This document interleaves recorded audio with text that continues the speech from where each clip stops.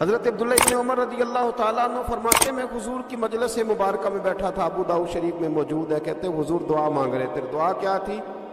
دعا حضور یہ مانگ رہے تھے، رب اغفر لی، یا اللہ ہمیں بخش دے، وتب علی، اللہ ہماری توبہ قبول فرما، انک انت التواب الرحیم، بے شک تو توبہ قبول کرنے والا اور رحم کرنے والا۔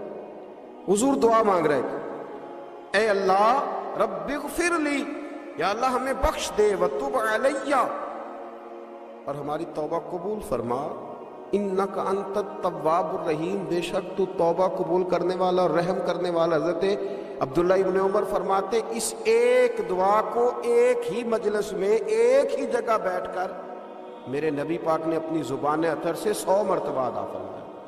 100 مرتبہ حضور نے یہ لفظ کہے، رب اغفر لی وتب علی، رب اغفر لی وتب علی، رب اغفر لی، اے اللہ بخش دے، رحم فرما، وتب علی، بس قبول کر لے نا اب ہماری توبہ، انک انت التواب الرحیم، بے شک تو توبہ قبول کر لیا کرتا ہے، تو رحم فرمایا کرتا ہے۔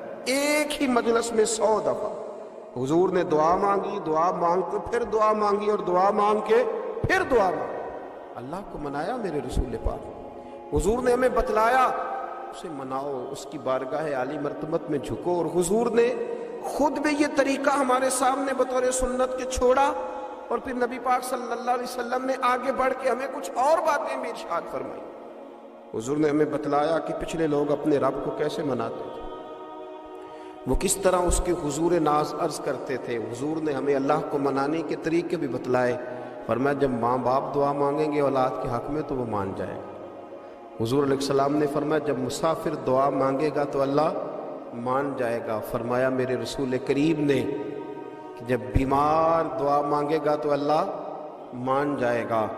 اور سید عالم علیہ السلام فرمانے لگے جب تمہارے ضعیف، کمزور، مجبور لوگ دعا مانگیں گے تو اللہ مان جائے گا۔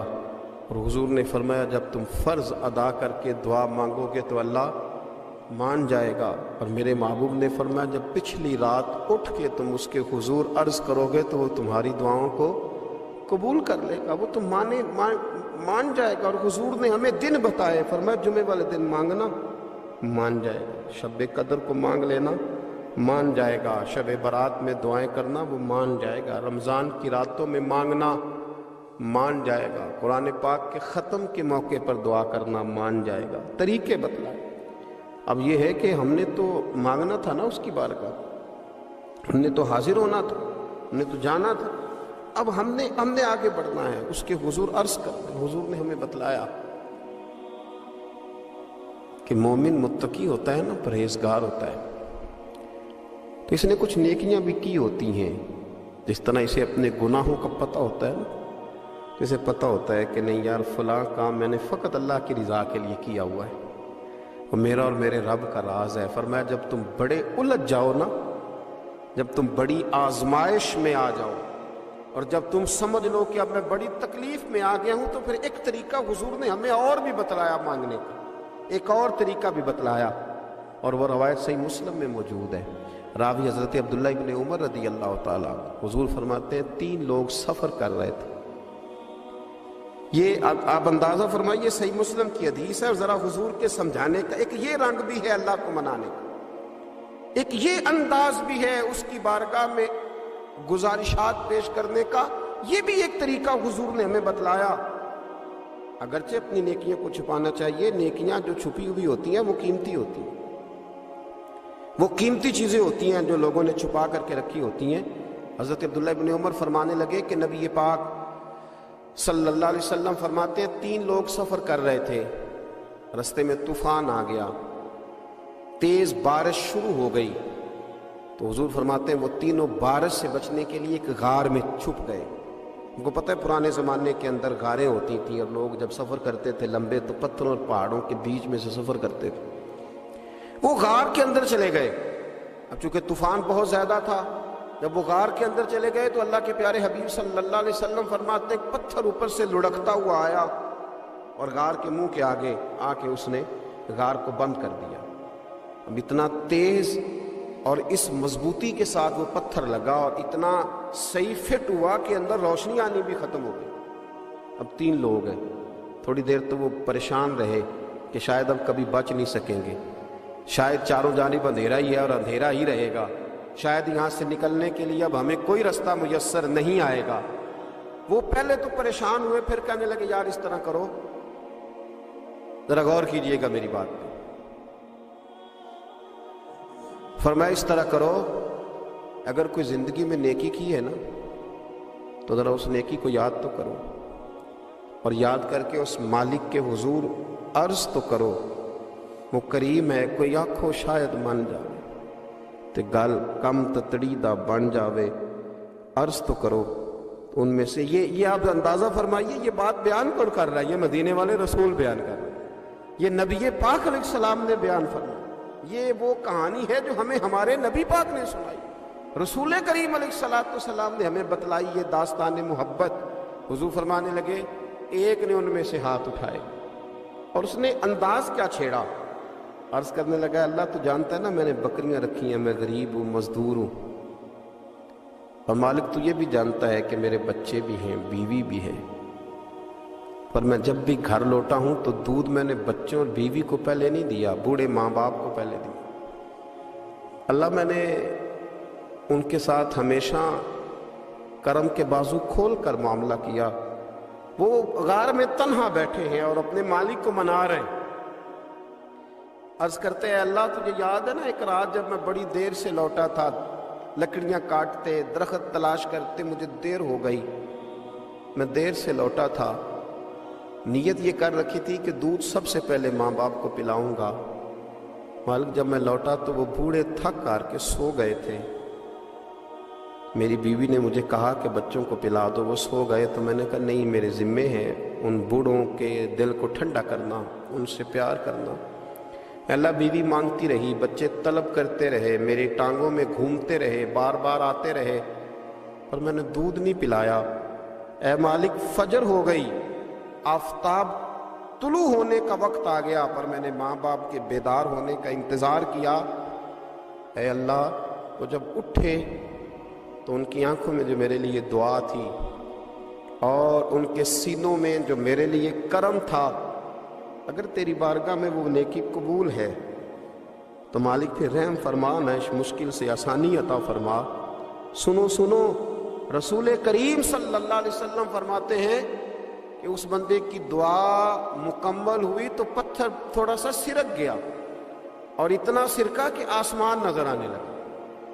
جس نے ماں باپ کو منایا ہے، ان سے پیار کیا ہے، پھر یہی بات وسیلہ بن جائے گی رب کے ماننے کی، پھر یہ وسیلہ بنے گی، اللہ اس سے مان جائے۔ پھر رسول کریم صلی اللہ علیہ وسلم فرمانے لگے، دوسرا بولا اور عرض کرنے لگا کہ اے اللہ تو جانتا ہے مجھے اپنے چچا کی بیٹی بھانے لگی تھی، میں اس کی طرف رغبت کرنے لگا تھا، اور میں نے جب اس سے جا کے ارادہ کیا کہ میں تیرا طالب ہوں، تو اس نے مجھے کہا کہ پہلے 100 دینار لاؤ بانا، تو اللہ میں نے مشقت کر کے 100 دینار جمع کیے، اور جب میں پوری طرح اس پر حاوی ہو گیا، وہ میرے قبضے میں آ گئی اور گناہ کا میں نے ارادہ کر لیا، تو اس عورت کے منہ سے ایک جملہ نکلا کہ اللہ سے ڈر، اے مالک وہ میرے قبضے میں تھی، اے اللہ میں گناہ پر قادر تھا، میں چاہتا تو گناہ کر لیتا، لیکن جب اس نے تیرا نام لے کے کہا نا کہ اللہ سے ڈر، اللہ میں ڈر گیا، میں اسے چھوڑ کے آ گیا۔ اگر تجھے یہ بات پسند ہے تو پھر نکال دینا اس مشکل سے، پھر کر دینا کرم۔ اللہ میری بھی تو چڑھتی جوانی تھی نا، میں بھی تو سب کچھ کر سکتا تھا، پر تیرے لیے، تیری خاطر میں لذت گناہ سے باز رہا، تو اللہ تو رحمت فرما دے۔ حضور فرماتے ہیں اس کی دعا مکمل ہوئی تھی کہ پتھر تھوڑا اور سرک گیا۔ پھر تیسرا بولا اور اس نے بول کے کہا، اے اللہ ایک مزدور کو، ایک دیہڑی دار کو، ایک غریب کو میں نے کام پہ رکھا ہوا تھا، یہ تیرا اور میرا راز ہے اللہ۔ وہ مزدور، وہ دیہڑی دار میرے پاس کام پہ لگا تھا، کچھ چاول میں نے اس کی اجرت مقرر کر دی کہ تو کام مکمل کرے گا تو میں تجھے دوں گا۔ اور جب اجرت لینے کا وقت آیا تو وہ بگڑ کر ناراض ہو کر چلا گیا. میں اسے ڈھونڈتا رہا, وہ مجھے ملا نہیں. میں نے اس کے چاولوں کی قیمت کاروبار میں انویسٹ کر دی, اس کا تھوڑا سا سرمایہ پر میں نے کھایا نہیں.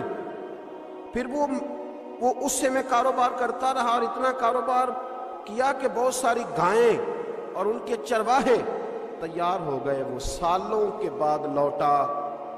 میں نے اس غریب کا مال کھایا نہیں بلکہ بڑھایا, محفوظ کر کے رکھا. وہ سالوں کے بعد لوٹا اور کہنے لگا میرا مال. تو میں نے کہا وہ ساری گائیں تیری ہیں, وہ چرواہا تیرا ہے, یہ سارا کچھ تیرا ہے. تو کہنے لگا تم مجھ سے مذاق کرتا ہے, میں غریب کہاں اور گاؤں اتنی بڑی گائیں کہاں, تو مذاق کرتا ہے. تو میں نے کہا مذاق نہیں, میں نے اپنے رب سے ڈر کے تیرے مال کی حفاظت کی, یہ تیرا ہے.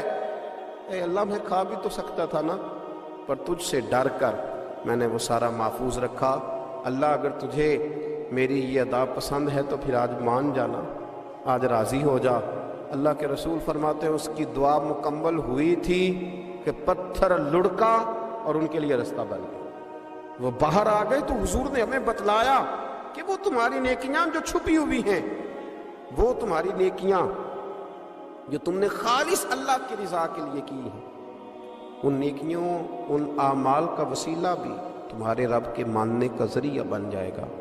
اس کو منایا جائے, اس کے حضور حاضری دی جائے, اس سے بخشش کا سوال کیا جائے, اس کی بارگاہ میں یہ گزارش کی جائے کہ اللہ غریبوں, مجبوروں, کمزوروں اور ان لوگوں کے صدقے جو اللہ رستہ دیکھ رہے ہیں کہ رستہ کب کھلے گا, جو تیری بارگاہ کرم کے سوالی ہیں, ان کے صدقے تو رحم فرما, تو کرم فرما. تو میرے عزیز, ایک اور بات جو اللہ کو منانے کے لیے ہمیں ہمارے پیارے رسول صلی اللہ تعالیٰ علیہ وسلم نے بتلائی کہ جب انسان بہت زیادہ عاجزی کرتا ہے نا, بہت زیادہ عاجزی, تو پھر بھی اللہ مان جاتا ہے.